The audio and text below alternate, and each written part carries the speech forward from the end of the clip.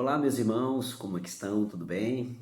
Quero agradecer aí ao Ricardo pelo convite e é uma alegria estar com vocês neste momento de reflexão, de oração, de estudo da palavra e queremos pedir ao Espírito Santo que nos ajude, nos use neste momento onde iremos transmitir essa mensagem. Quero convidar você neste momento a fechar os seus olhos para juntos orarmos ao Senhor.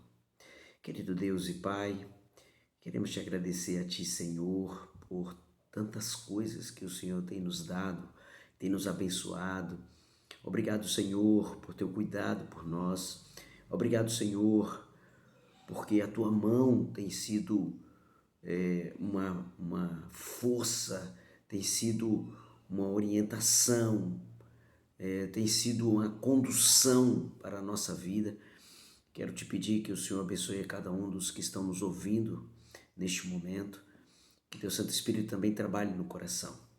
É bem verdade, Senhor, que aqui tem pessoas com situações diferentes, pensamentos diferentes, atitudes diferentes, mas que todos precisam de Ti, que precisa da Tua unção, que precisa da Tua misericórdia, do Teu perdão, da Tua graça. Por isso, Pai bendito, usa-nos conforme a Tua vontade, para que essa mensagem chegue aos corações daqueles que precisam dessa mensagem. Nos abençoe, nós te pedimos em nome de Jesus. Amém. Muito bem, eu quero convidá-lo a abrir a sua Bíblia, aqui no livro de 2 Pedro, no capítulo 3. 2 Pedro, capítulo 3, traz uma mensagem extraordinária, fantástica,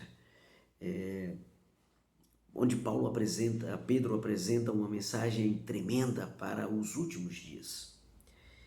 E é interessante que ele começa o capítulo 3 dizendo assim, capítulo 3 de 2 Pedro, a partir do verso 1.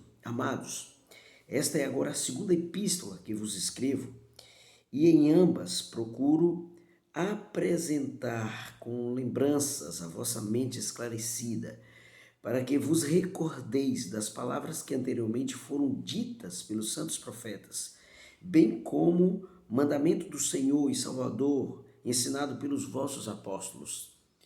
E aí agora ele entra na mensagem. Veja que o propósito de Pedro, ele quer apresentar uma mensagem acreditando que os seus leitores são pessoas com mentes esclarecidas. Então aqui vai a primeira ideia que esse texto traz para nós. É um texto para pessoas com mentes esclarecidas.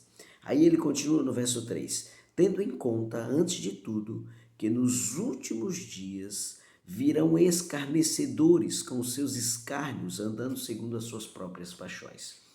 Neste verso, a gente percebe alguns detalhes interessantes. A primeira coisa, Pedro acreditava que estava vivendo nos últimos dias.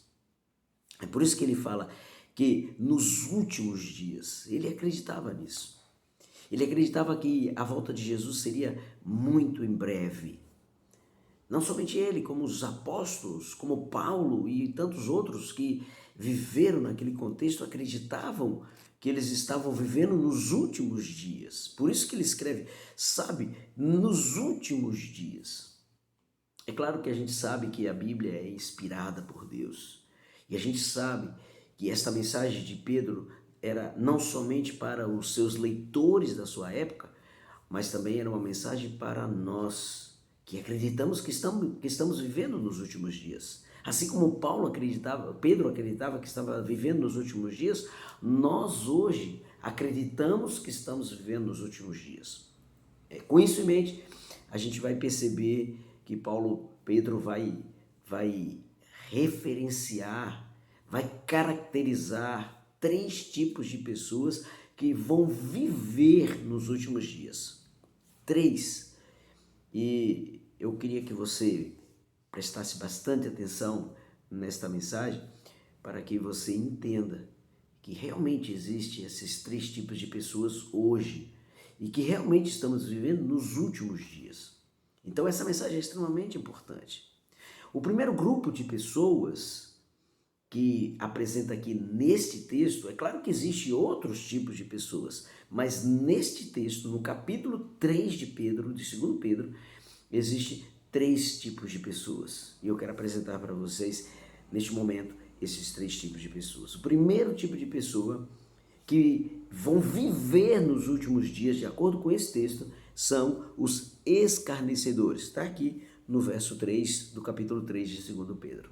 Os escarnecedores. Quem são os escarnecedores? A primeira característica que Pedro apresenta dos escarnecedores é que esse tipo de pessoas vivem segundo as suas paixões.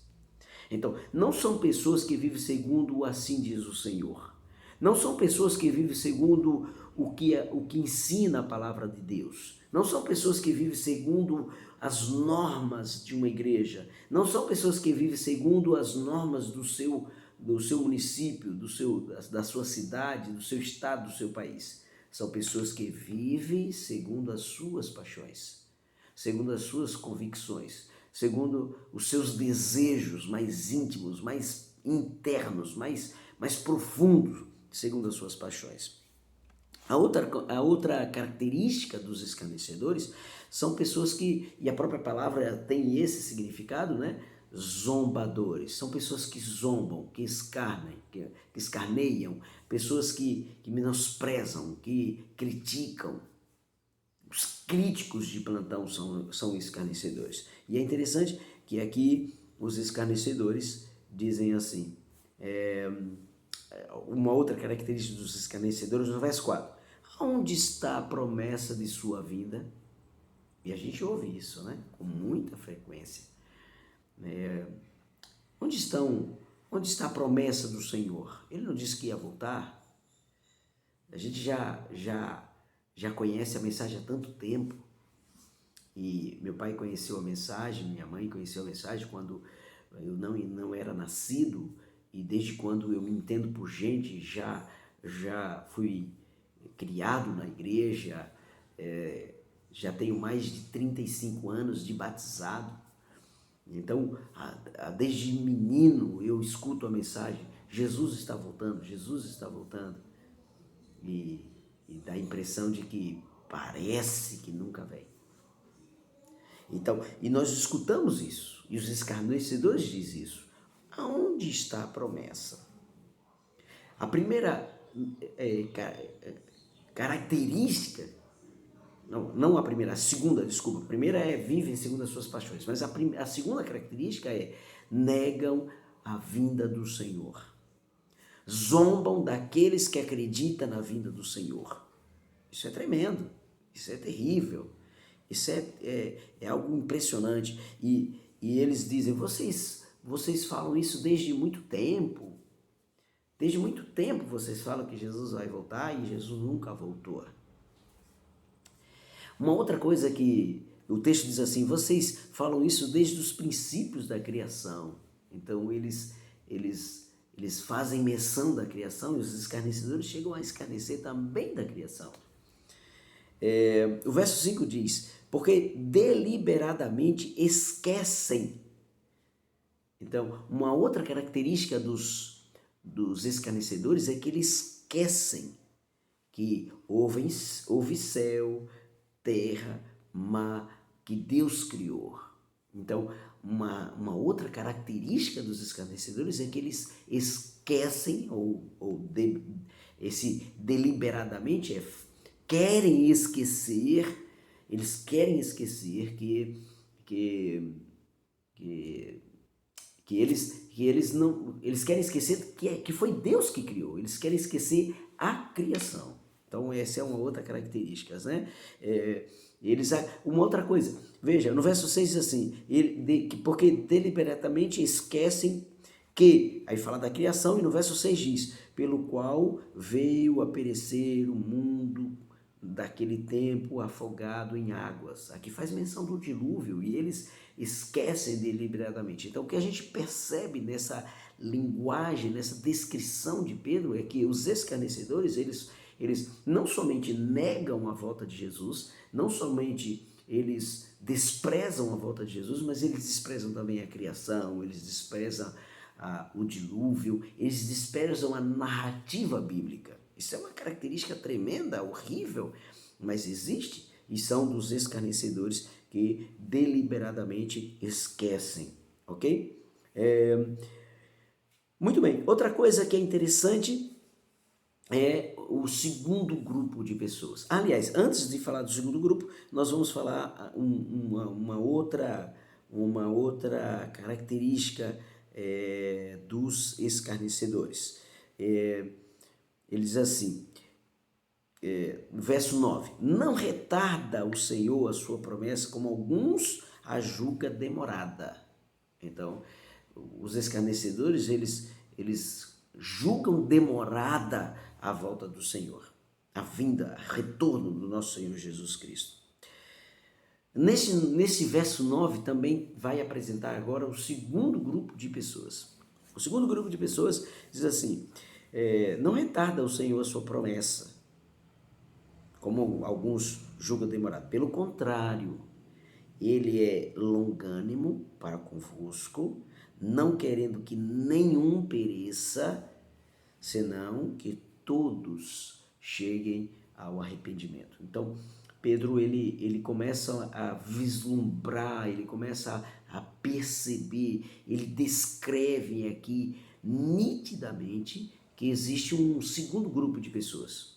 E esse segundo grupo de pessoas são aqueles que necessitam chegar ao arrependimento. Pessoas que precisam tomar uma decisão. Pessoas que precisam ter um encontro especial com Jesus. Pessoas que precisam abrir o seu coração. Pessoas que precisam entender sobre a mensagem. Que precisam aceitar a pregação. Precisam acreditar na volta do nosso Senhor Jesus Cristo. É possível que aqui, neste momento, na igreja, tenha pessoas que precisam tomar uma decisão. E se é você que precisa tomar uma decisão, essa mensagem é para você. Deus está dizendo para você nesse momento, você precisa chegar ao arrependimento, porque nós estamos nos últimos dias. Jesus está voltando e você precisa tomar uma decisão. Você precisa entregar o seu coração ao Senhor Jesus. Você precisa urgentemente decidir de que lado você quer estar. Daqueles que estão aguardando a volta do Senhor Jesus ou daqueles que zombam da vinda do Senhor Jesus. Por isso que é importante a decisão. É por isso que existe aqueles que precisam tomar uma decisão. E se você faz parte desse grupo, o Senhor está apelando ao seu coração neste momento para que você possa decidir de que lado você deve estar. Ok? Porque o verso 10 diz que virá, entretanto, como ladrão o dia do Senhor. E por que essa expressão virá como dia de ladrão? Outro dia alguém até me mandou um áudio me dizendo, pastor, por que o texto diz que Jesus vai vir como ladrão? Ele é ladrão? É isso que o texto está dizendo, que Jesus é ladrão? É claro que não. Veja, o ladrão, quando ele vem roubar, quando ele vem assaltar, quando ele invade a casa de alguém, ele não avisa, ele não manda um WhatsApp, ele não posta no Instagram, no Facebook, no Twitter, no TikTok, faz um videozinho dizendo, olha, eu vou na sua casa, eu vou te assaltar, eu vou te roubar. É claro que não. Ele vem de surpresa, ele vem sem avisar, ele vem sem dizer nada. E o texto diz exatamente, é isso que o texto está querendo dizer, né? O dia do Senhor virá como um ladrão, de surpresa. Vai pegar muita gente de surpresa que está tão abafado pelas coisas do mundo, está tão preocupado com as coisas do mundo, está tão anestesiado pelas coisas desse mundo, está tão interagindo, está tão compenetrado nas coisas desse mundo que se esquece do espiritual, esquece do principal, esquece, e neste momento até recomendo você ler um livro chamado Entendendo Maria na Visão de Marta. É um livro interessante que fala exatamente desse comportamento de Marta, preocupado com as coisas desse mundo, e o comportamento de Maria voltada para as coisas espirituais. O dia do Senhor vem como ladrão e vai pegar muita gente de surpresa, porque tem muita gente que está só preocupada com as coisas do mundo e esquece das coisas espirituais. Esquecem de Deus, esquecem da oração, esquecem da leitura da Bíblia, esquecem de que Jesus está voltando e que estamos muito próximo da volta de Jesus. Virá como ladrão e será como um estrepitoso estrondo. E os elementos se desfarão abrasados, diz o texto. E aí entra agora o terceiro grupo de pessoas. Verso 11 diz: visto que todas essas coisas hão de ser assim desfeitas. E aí agora ele vai dar um conselho para o terceiro grupo de pessoas. Deveis ser tais como os que vivem em santo procedimento e piedade. Esse verso é ao mesmo tempo um chamado especial para aqueles que precisam tomar uma decisão, um chamado para aqueles que precisam chegar ao arrependimento, é também um chamado para os zombadores se converterem e entregarem o seu coração ao Senhor, embora nos últimos dias os escarnecedores dificilmente vão tomar essa decisão. Mas ao mesmo tempo esse verso está dizendo que nos últimos dias haverá pessoas que vão viver em santo procedimento e em piedade.